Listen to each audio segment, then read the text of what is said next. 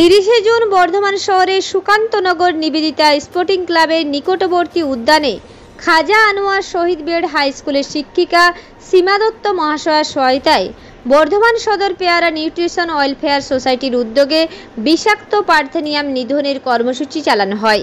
ক্লাবের সম্পাদক অনির্বাণ বাবু বলেন, আমরা অনেক দিন ধরে এই এলাকা পার্থেনিয়াম মুক্ত করার চেষ্টা করছি, কিন্তু উপযুক্ত পন্থা অবলম্বন করতে পারিনি।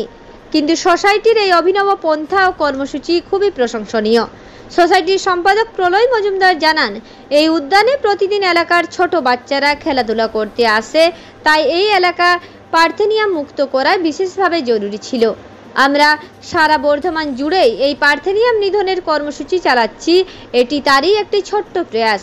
সংস্থার তরফে উপস্থিত ছিলেন অর্পিতা আড্ড, শ্রাবন্তী সাহা, সুদীপ মণ্ডল, জয়ী সাহা সহ প্রমুখরা।